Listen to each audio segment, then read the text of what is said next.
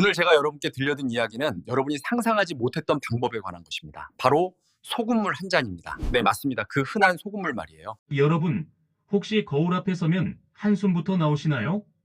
언제부터인가 불러온 뱃살, 아무리 줄여도 떨어지지 않는 혈당 수치. 이제는 그냥 나이 탓이라고 체념하고 계신 건 아닌가요? 소금물이 뱃살하고 무슨 상관이야? 오히려 건강에 안 좋은 거 아니야? 이렇게 생각하실 수도 있습니다. 저도 처음엔 그랬습니다. 하지만 실제로 많은 어르신들이 이 방법으로 놀라운 변화를 경험하셨습니다. 지금부터 30분간 여러분께 그 비밀을 하나하나 풀어드리겠습니다. 끝까지 집중해서 들어주세요. 오늘 이 영상이 여러분의 건강한 노년을 위한 첫걸음이 될 것입니다. 잠깐만요. 영상 시작하기 전에 부탁 하나만 드릴게요.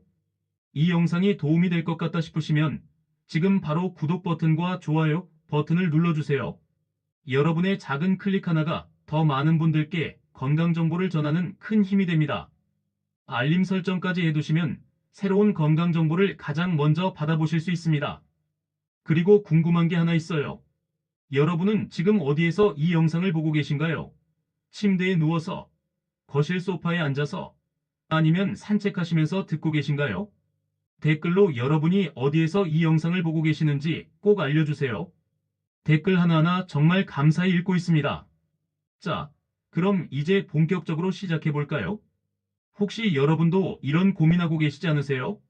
아침에 일어나면 거울 속 내 모습이 낯설어요.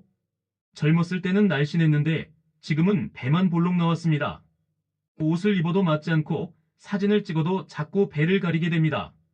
건강검진을 받으면 매번 혈당 수치가 경계선이라는 이야기를 듣습니다. 당뇨 전 단계예요. 조심하세요라는 말에 가슴이 철렁 내려앉습니다. 식단 조절도 해보고 운동도 해봤지만 체중계 숫자는 꿈쩍도 안 합니다. 더 무서운 건 이런 상태가 계속되면 어떻게 될지 뻔히 보인다는 거예요. 당뇨병으로 발전할 수 있고 심장 질환 위험도 높아집니다. 뱃살은 단순히 보기 싫은 게 아니라 내장 지방이 쌓여 있다는 신호입니다. 이 내장 지방이 바로 염증을 일으키고 혈당을 높이고 혈관을 막는 주범이거든요. 국내 한 연구에 따르면 60대 이상 어르신 중 절반 이상이 복부, 비만과 혈당 문제를 동시에 겪고 있다고 합니다. 그런데 이 두 가지를 함께 관리하는 분은 10명 중 2명도 안 된다고 해요. 왜 그럴까요? 너무 어렵고 복잡하기 때문입니다. 하지만 오늘 제가 말씀드릴 방법은 정말 간단합니다. 약도 비싼 건강식품도 필요 없습니다. 여러분 집에 있는 소금과 물만 있으면 됩니다. 이게 정말 가능할까요? 소금물 한 잔으로요? 네, 가능합니다. 하지만 아무 소금물이나 막 마시면 안 됩니다. 정확한 농도, 정확한 시간, 정확한 방법이 있습니다. 그리고 이것이 왜 효과가 있는지, 우리 몸속에서 어떤 일이 일어나는지를 정확히 알아야 합니다. 지금부터 차근차근 설명해 드릴 테니 끝까지 집중해서 들어주세요. 오늘 이 30분이 여러분의 앞으로 10년, 20년을 바꿀 수 있습니다.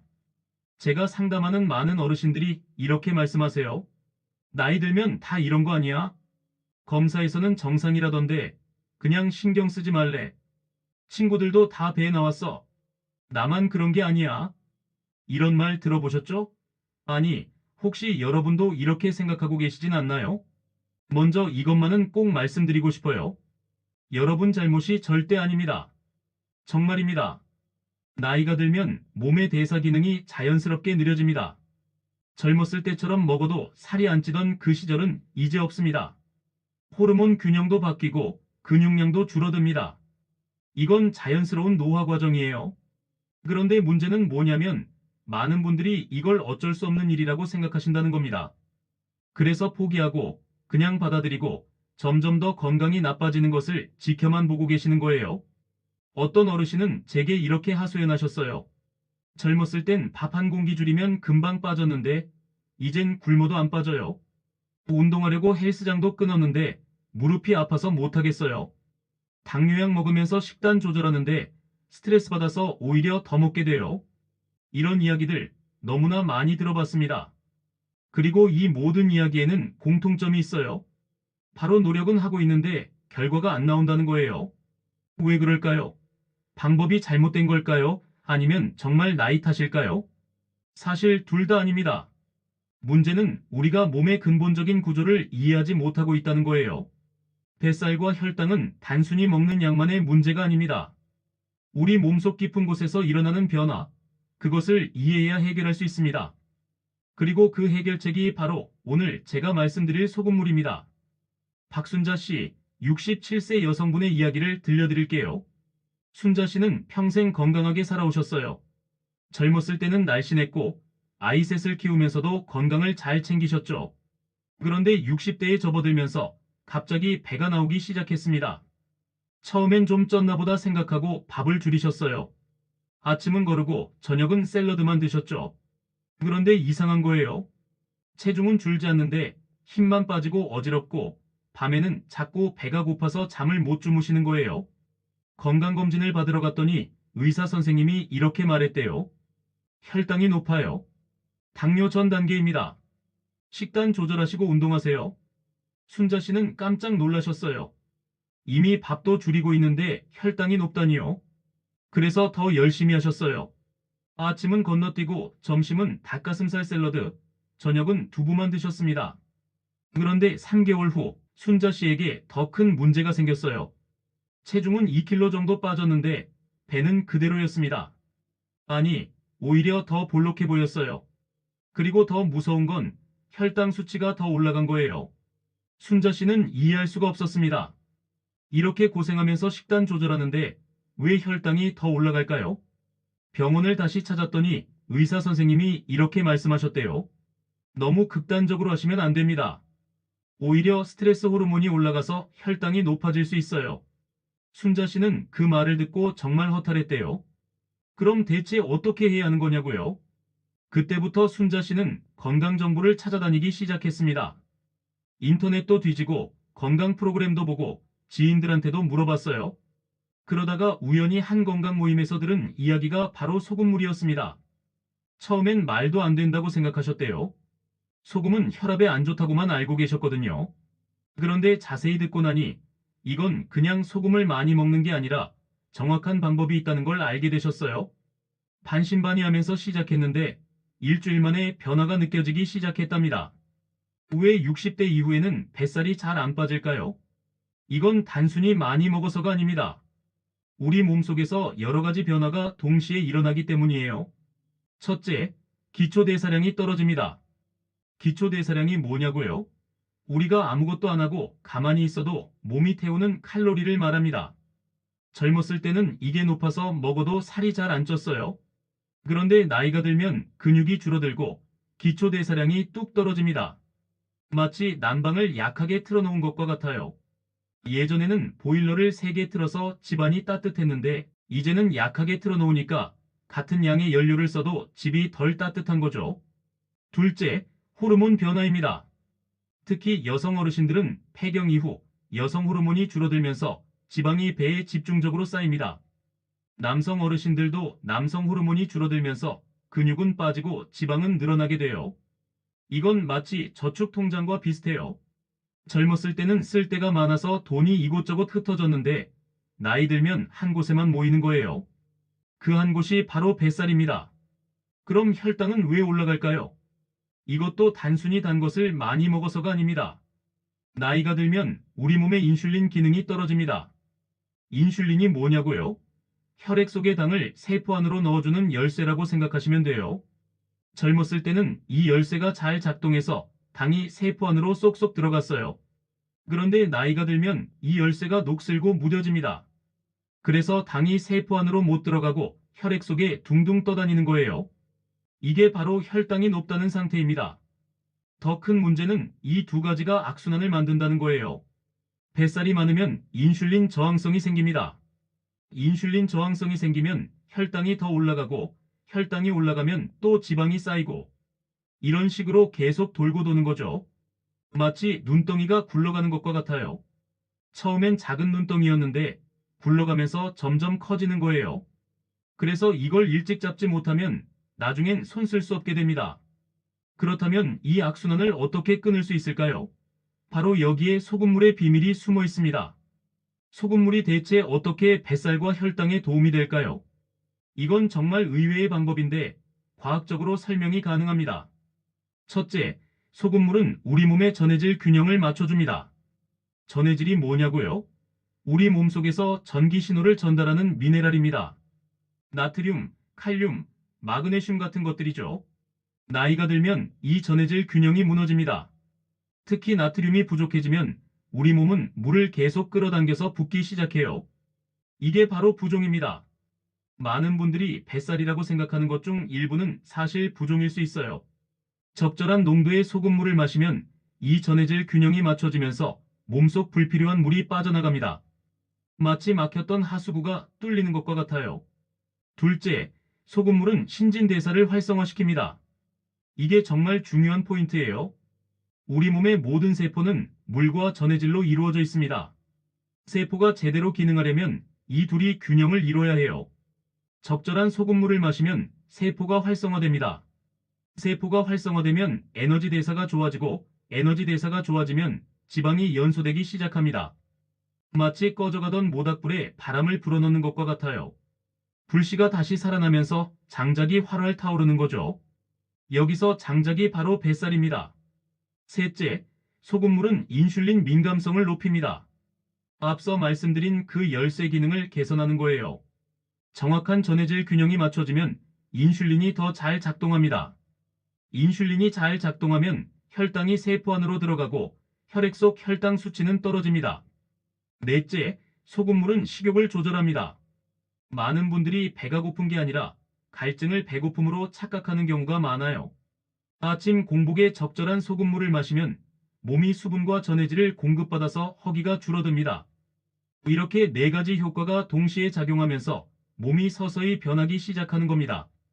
그럼 이제 가장 중요한 부분입니다. 정확히 어떻게 실천해야 할까요? 여기서부터는 정말 집중해서 들어주세요. 이 방법을 정확히 따라하지 않으면 효과가 없거나 오히려 해가 될 수 있습니다. 첫 번째, 소금의 종류. 일반 정제염은 절대 사용하지 마세요. 가공되지 않은 천일염이나 히말라야, 핑크솔트를 사용하셔야 합니다. 왜냐하면 이런 소금에는 나트륨뿐만 아니라 칼륨, 마그네슘 같은 다른 미네랄도 함께 들어있기 때문이에요. 두 번째, 농도. 물 250mg 종이컵 한 컵에 소금 0.5g 손가락으로 살짝 찝는 정도를 넣습니다. 이게 약 0.2% 농도예요. 이 농도가 우리 몸의 체액과 비슷해서 가장 흡수가 잘 됩니다. 너무 많이 넣으면 안 됩니다. 1g 이상 넣으면 오히려 혈압이 올라갈 수 있어요. 세 번째, 마시는 시간. 아침에 일어나서 가장 먼저 공복 상태에서 마십니다. 양치하고 세수하신 다음 아침 식사 30분 전에 마시는 게 가장 좋아요. 왜 공복일 때냐고요? 위장이 비어 있을 때 가장 흡수가 잘 되기 때문입니다. 네 번째, 마시는 방법. 한 번에 벌컥벌컥 마시지 마세요. 천천히 5분 정도 걸쳐서 조금씩 마십니다. 마치 차를 음미하듯이 드시면 돼요. 왜 천천히 마셔야 하냐고요? 급하게 마시면 위장이 놀라고 전해질이 급격히 변하면서 어지러울 수 있기 때문입니다. 다섯 번째, 물의 온도. 미지근한 물을 사용하세요. 차가운 물은 위장에 자극을 주고 뜨거운 물은 입을 데일 수 있어요. 손을 넣었을 때 따뜻하다 싶은 정도면 딱 좋습니다. 여섯 번째, 기간. 최소 일주일은 꾸준히 하셔야 합니다. 하루 이틀하고 효과가 없다고 포기하시면 안 돼요. 우리 몸의 세포가 변화하는 데는 시간이 필요합니다. 보통 3일차부터 몸이 가벼워지는 느낌이 들고 일주일이 지나면 배변 활동이 좋아지고 2주일 정도 지나면 뱃살이 조금씩 빠지는 게 느껴집니다. 일곱 번째, 함께하면 좋은 것. 소금물을 마신 후 30분 뒤에 가벼운 스트레칭을 5분 정도 해주세요. 팔을 쭉 뻗고 허리를 좌우로 천천히 돌려주세요. 이렇게 하면 소금물이 온몸에 더 잘 퍼집니다. 그리고 아침 식사는 꼭 하셔야 합니다. 소금물만 마시고 식사를 거르면 안 돼요. 단백질이 들어간 가벼운 아침 식사를 하시는 게 좋습니다. 여덟 번째, 기록하기. 매일 아침 체중과 허리둘레를 재서 노트에 적어보세요. 숫자로 보면 변화가 느껴져서 동기부여가 됩니다. 그리고 몸의 변화, 기분의 변화도 함께 적으면 더 좋아요. 이 부분이 정말 중요합니다. 모든 분들에게 다 좋은 방법은 아니에요. 절대 하시면 안 되는 분들. 첫째, 고혈압 약을 드시는 분. 특히 이뇨제를 드시는 분은 절대 하지 마세요. 소금물이 약의 효과에 영향을 줄 수 있습니다. 반드시 주치의와 상담 후에 결정하세요. 둘째, 신장 질환이 있으신 분. 신장이 안 좋으면 나트륨 배출이 어려워서 오히려 몸에 해가 될 수 있어요. 셋째, 심장 질환이 있으신 분. 특히 신부전이 있으면 수분과 나트륨 조절이 매우 중요하기 때문에 의사 선생님과 꼭 상담하셔야 합니다. 넷째, 현재 당뇨약을 드시는 분. 혈당 변화가 생길 수 있으니 혈당을 자주 체크하시고 담당 의사와 상담하세요. 주의하면서 하셔야 하는 분들도 있어요. 첫째, 75세 이상 고령자분들은 소금 농도를 절반으로 줄이세요. 물 250ml에 소금 0.25g만 넣으시면 됩니다. 둘째, 평소 짜게 드시는 분들은 식단에서 소금 섭취를 줄이면서 소금물을 마셔야 합니다. 전체 나트륨 섭취량을 조절하는 게 중요해요. 셋째, 부종이 심하신 분들은 처음 3일간은 소금 대신 레몬을 살짝 넣은 물로 시작하세요. 그 다음에 소금물을 시작하는 게 안전합니다. 넷째, 위장이 약하신 분들은 소금 농도를 더 낮춰서 시작하세요. 그리고 천천히 더 오랜 시간에 걸쳐서 드시는 게 좋아요. 부작용이 생기면 만약 소금물을 마신 후 어지럽거나 속이 메스껍거나 두통이 생기거나 부종이 더 심해지면 즉시 중단하세요. 그리고 물을 많이 드시고 증상이 계속되면 병원에 가셔야 합니다. 이런 증상은 대부분 농도가 너무 높거나 너무 빨리 마셨거나 본인 몸에 맞지 않는 경우입니다. 그래서 처음 시작할 때는 농도를 낮춰서 양을 줄여서 시작하는 게 안전합니다. 몸이 적응하면 점차 늘려가시면 돼요. 절대 잊지 마세요. 이 방법은 약이 아닙니다. 치료법도 아니에요. 건강한 생활 습관의 하나일 뿐입니다. 만약 당뇨나 고혈압 같은 질환이 있으시다면 이 방법만 믿고 약을 끊거나 병원 가는 걸 미루시면 절대 안 됩니다. 반드시 주치의와 상담하시고 전문가의 지도 아래에서 실천하세요. 이 부분 정말 중요합니다. 다시 박순자 씨 이야기로 돌아가 볼까요? 순자 씨는 이 소금물 방법을 정확히 따라 하셨어요. 처음 3일은 반신반의하면서 했는데 신기하게도 몸이 가벼워지는 느낌이 들었대요. 일주일이 지났을 때 체중계에 올라가 봤더니 1.5kg이 빠져 있었습니다. 이게 진짜인가 싶어서 허리둘레를 재봤더니 2cm가 줄어 있었어요. 더 놀라운 건 혈당이었어요. 공복 혈당을 집에서 재봤는데 130이던 수치가 115로 떨어져 있었습니다. 물론 아직 정상은 아니지만 확실히 개선된 거죠. 2주일이 지나자 주변 사람들이 알아보기 시작했어요. 순자 씨, 얼굴이 왜 이렇게 환해졌어요? 살 빠진 거 아니에요? 옷이 헐렁해 보여요. 순자 씨는 기분이 너무 좋았대요. 그래서 더 열심히 하셨어요. 소금물뿐만 아니라 가벼운 산책도 시작하고 식사도 골고루 챙겨 드시고 밤에는 일찍 주무시려고 노력하셨어요. 한 달이 지났을 때 순자 씨의 삶은 완전히 달라져 있었습니다.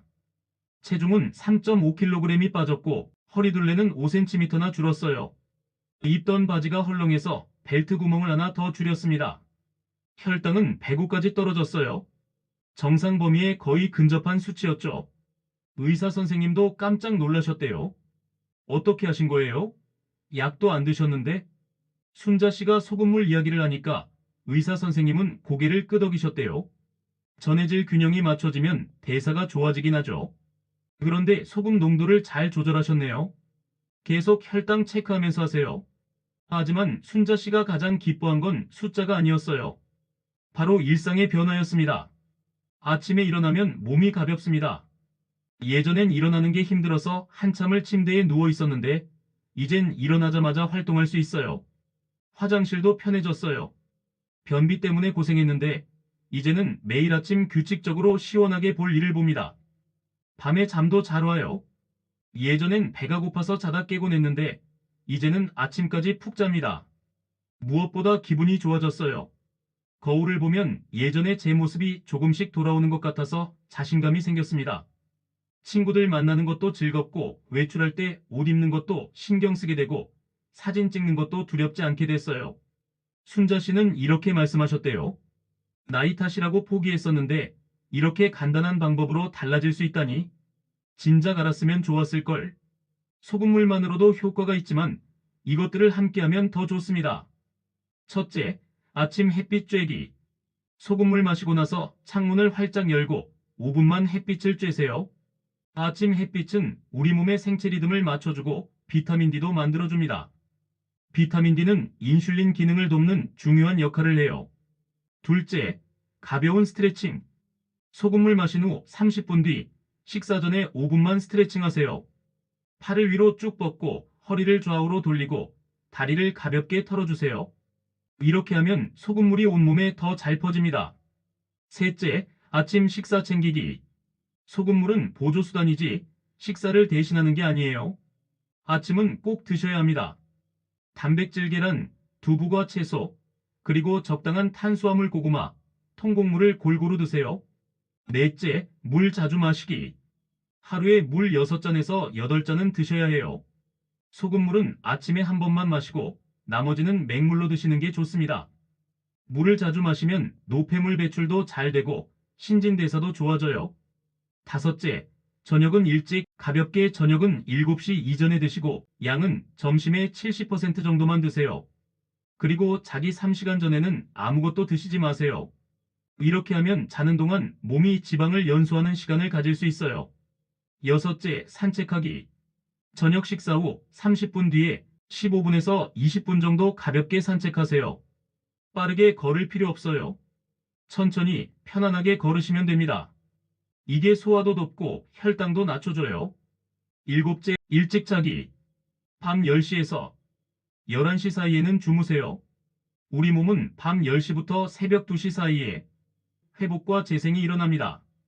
이 시간에 자야 호르몬도 정상적으로 분비되고 대사도 좋아져요. 여덟째, 스트레스 줄이기. 스트레스를 받으면 코르티솔이라는 호르몬이 나와서 뱃살을 만듭니다. 하루에 10분이라도 좋아하는 일을 하세요. 음악 듣기, 꽃 가꾸기, 손주 사진 보기 뭐든 좋습니다. 마음이 편안해지는 걸 하세요. 아홉째, 식단 조절. 극단적으로 굶지 마세요. 대신 조금씩 바꿔보세요. 흰쌀밥 대신 현미밥, 과자 대신 견과류, 탄산음료 대신 보리차. 이런 작은 변화들이 모이면 큰 변화가 됩니다. 10번째, 기록하기. 매일 아침 체중, 허리둘레, 그날의 기분을 노트에 적으세요. 숫자로 보면 동기부여가 되고 어떤 날 뭘 했을 때 좋았는지 알 수 있어요. 이 모든 것을 한 번에 다 하실 필요는 없어요. 하나씩 천천히 할 수 있는 것부터 시작하세요. 조금만 바꿔도 몸은 달라집니다. 여러분, 오늘 30분 동안 긴 이야기 들어주셔서 정말 감사합니다. 지금까지 뱃살과 혈당을 동시에 관리할 수 있는 소금물 방법에 대해 말씀드렸습니다. 이건 마법이 아니에요. 하지만 우리 몸의 자연스러운 원리를 이용한 방법입니다. 많은 분들이 나이 탓으로 포기합니다. 이 나이에 뭐 지금 와서 뭐가 달라지겠어? 이렇게 생각하세요. 하지만 절대 그렇지 않습니다. 우리 몸은 80세, 90세가 되어도 변화할 수 있습니다. 늦은 때란 없어요. 지금 이 순간이 가장 빠른 순간입니다. 순자 씨처럼 여러분도 변할 수 있어요. 단 정확한 방법으로 꾸준히 조금씩 해야 합니다. 하루아침에 모든 게 바뀌진 않아요. 하지만 일주일, 2주일, 한 달이 지나면 분명히 달라집니다. 오늘 밤부터 시작하세요. 아니, 정확히는 내일 아침부터요. 내일 아침 일어나서 가장 먼저 소금물 한 잔 드세요. 250ml 물에 소금 0.5g 천천히 5분에 걸쳐서 드시는 겁니다. 그리고 매일 아침 반복하세요. 처음엔 변화가 안 느껴질 수도 있어요. 하지만 포기하지 마세요. 3일, 일주일, 2주일 조금씩 몸이 달라지는 걸 느낄 겁니다. 뱃살이 조금씩 빠지고 혈당이 조금씩 떨어지고 무엇보다 여러분의 일상이 달라질 겁니다. 아침에 일어나는 게 가벼워지고 하루가 활기차지고 거울 보는 게 즐거워질 거예요. 여러분의 60대, 70대, 80대가 아직 많이 남았습니다. 이 시간들을 건강하게, 행복하게, 활기차게 보내시길 진심으로 바랍니다. 나이는 숫자일 뿐입니다. 중요한 건 어떻게 사느냐예요. 오늘 이 영상이 여러분의 건강한 노년을 위한 작은 시작이 되었으면 좋겠습니다. 다시 한번 말씀드립니다. 고혈압, 신장질환, 심장질환이 있으신 분들은 반드시 주치의와 상담하세요. 그리고 몸에 맞지 않으면 즉시 중단하세요. 건강은 조급하게 서두른다고 얻어지는 게 아닙니다. 천천히 꾸준히 몸의 신호를 들으면서 해나가는 겁니다. 여러분, 오늘 영상이 도움이 되셨나요? 그렇다면 구독, 좋아요, 알림 설정 부탁드립니다. 그리고 주변에 뱃살과 혈당 때문에 고민하시는 어르신들이 계시다면 이 영상을 꼭 공유해주세요. 댓글로 여러분의 경험도 나눠주세요. 소금물 방법 시도해보시고 어떤 변화가 있었는지 알려주시면 정말 감사하겠습니다. 여러분의 이야기가 다른 분들에게 큰 힘이 됩니다. 다음 영상에서는 또 다른 건강 정보로 찾아뵙겠습니다. 건강한 하루, 편안한 밤 되세요. 감사합니다.